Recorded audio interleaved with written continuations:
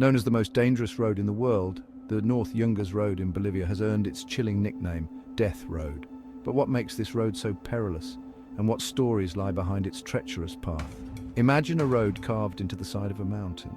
It's a narrow ribbon of dirt and gravel. The air is thin, the drop-offs are deadly. This is the Death Road. For decades, this 40-mile stretch of highway was the only link between Bolivia's Amazon rainforest and the capital city, La Paz. It was a lifeline for communities, but also a gauntlet of danger. Hundreds of travelers, truck drivers and cyclists met their end on this unforgiving road. The road's notoriety comes from its extreme conditions. Hairpin turns cling precariously to sheer cliffs. The road is barely wide enough for one vehicle.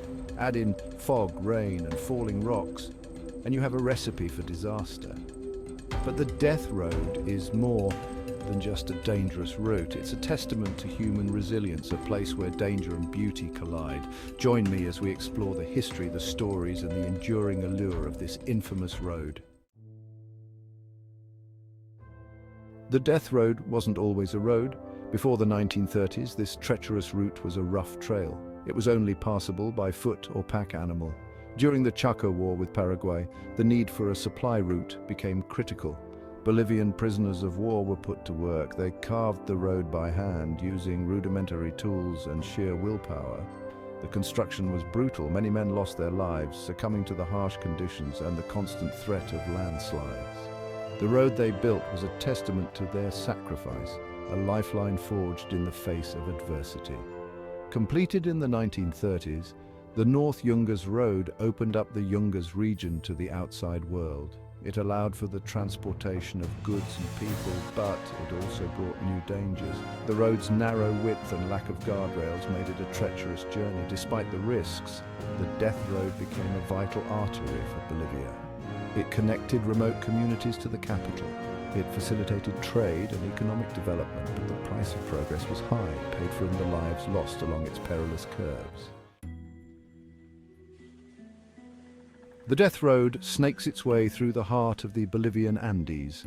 It connects the high-altitude capital of La Paz to the lush, subtropical Yungas region. This dramatic change in elevation is what makes the road so visually stunning and so incredibly dangerous. Starting at an altitude of over 15,000 feet, the road descends rapidly. It plunges over 11,000 feet in just 40 miles. The landscape transforms before your eyes, from snow-capped peaks to cloud forests teeming with life. The road itself is a narrow ribbon of dirt and gravel, clinging precariously to the mountainside. Hairpin turns, some with names like Devil's Elbow and The Ledge, test the nerves of even the most experienced drivers. The weather only adds to the danger. Fog can descend quickly, reducing visibility to mere feet. Rain turns the road into a muddy, slippery mess. And landslides, a constant threat in this geologically active region, can send tons of rock and debris crashing down onto the road below. Section 4. A grim toll, statistics and stories from the edge. The Death Road has certainly earned its name. At its most dangerous in the 1990s, it was estimated that between 200 and 300 people died on this road every year. That's an average of almost one death every other day. The majority of these accidents involve vehicles plummeting off the edge, sending them tumbling hundreds of feet into the abyss. One of the most harrowing stories is that of a bus carrying over 100 passengers. In 1983, the bus lost control on a sharp bend and plunged off the cliff. It was one of the worst road accidents in Bolivian history. The wreckage was never fully recovered.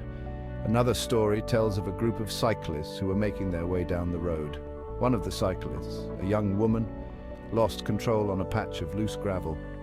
She went over the edge, her bike falling silently after her. Miraculously, she survived the fall, landing in a thicket of trees that broke her fall. These stories, while tragic, are a testament to the human spirit. They highlight the resilience and the will to survive that exists even in the face of extraordinary